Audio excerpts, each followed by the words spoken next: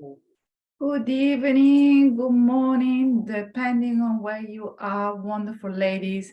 So today we are going to be talking about the things that I don't tell you about recovery. It's day 16 of the period party. Good on you for all the women that have been watching the videos daily or that have been catching up for the past 16 days. We still have a couple of weeks before of the end of this party. So good things are coming.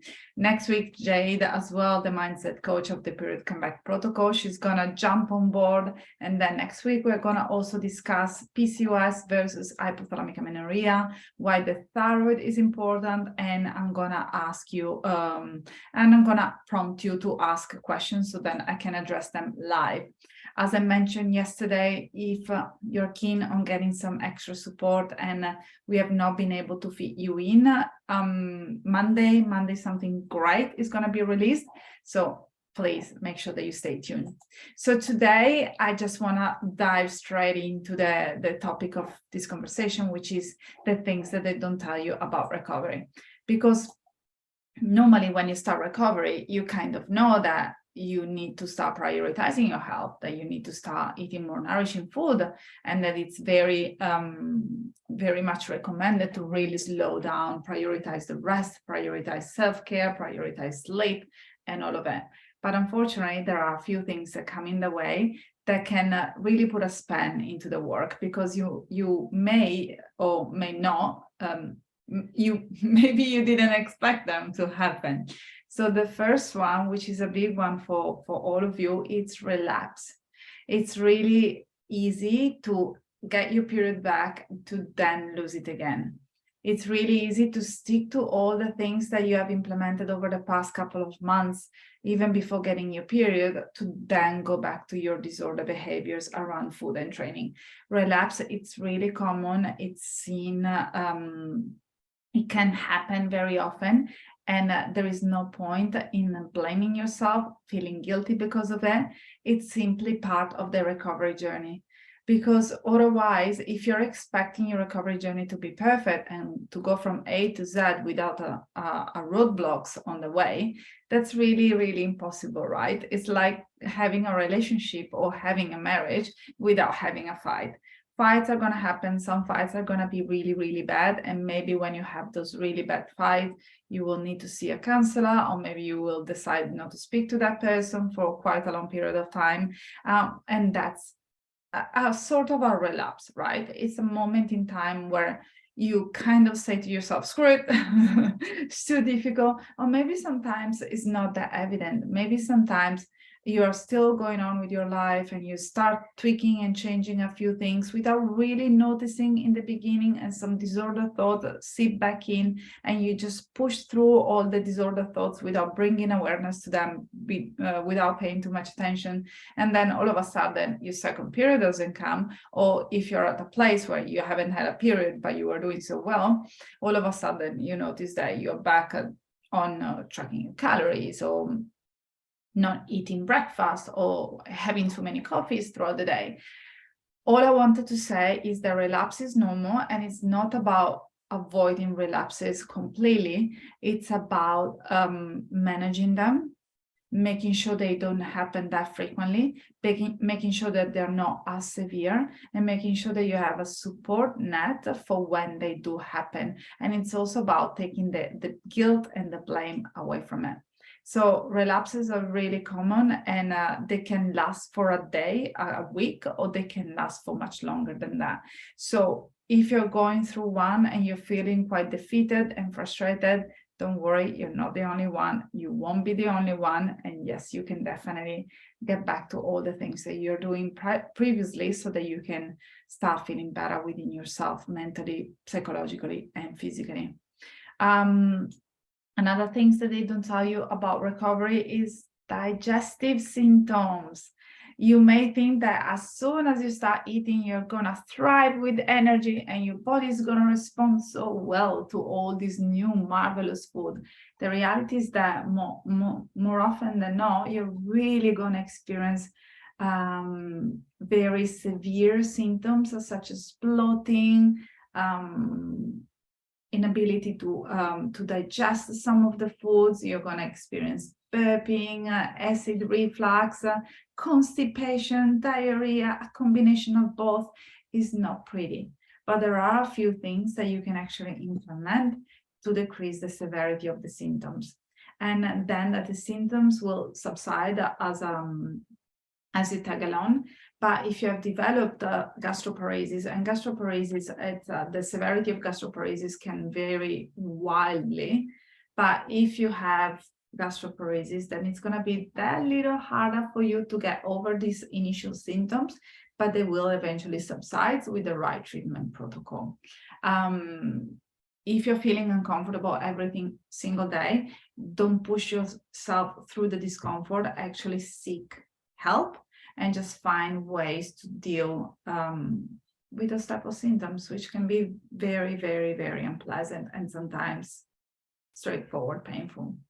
Another one is edema and swelling.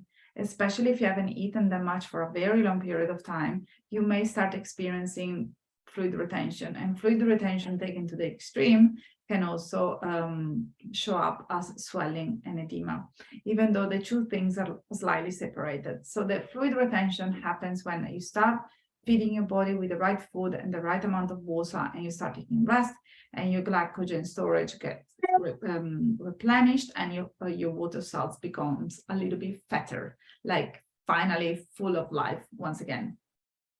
Swelling and edema can also happen because of an electrolyte imbalance. And if you are one of the lucky one, you may be experiencing both the conditions at the same time. So that's something that they don't talk about, and it's very scary for women. And that's some women that really take a step back because of it. But once again, very normal, and there are ways around it. Way to treat the swelling, the edema, and to minimize the fluid retention. And most of the time is also reminding yourself, this is just a chapter of my life. It's not going to be my forever after. Another huge one is pain, aches and pain.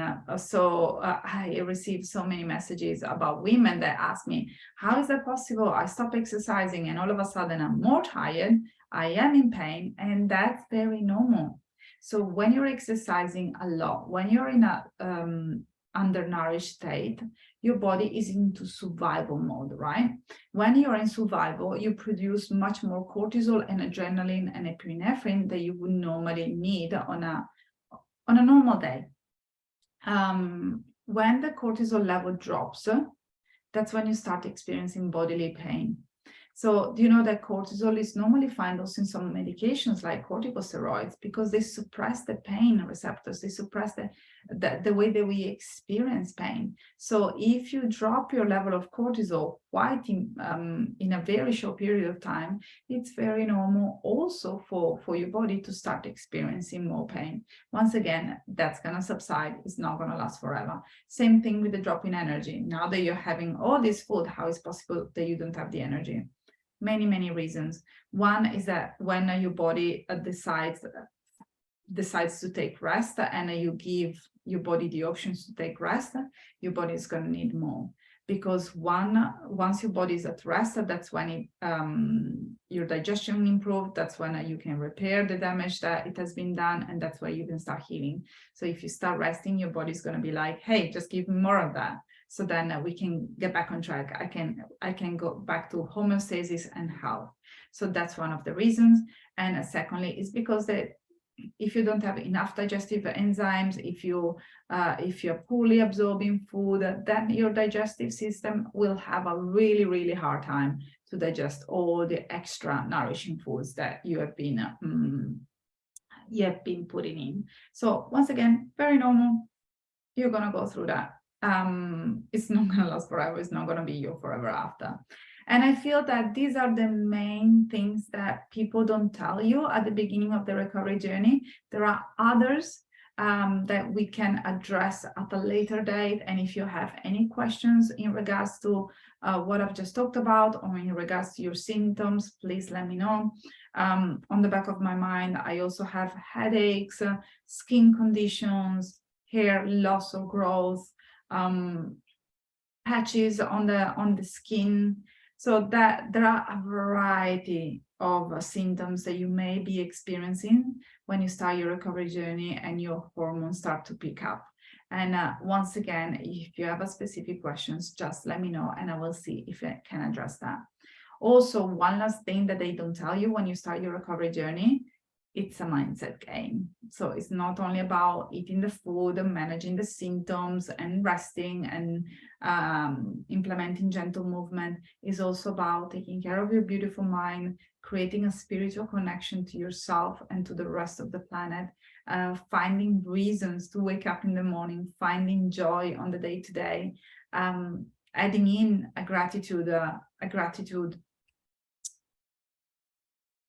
habit, process. I don't know how to say it, but yeah, bringing in gratitude into your life. And so there are so many other things that we could cover right now, but just for the sake of time, I just wanted to touch base with the most common one. So once again, if you have any questions, please let me know.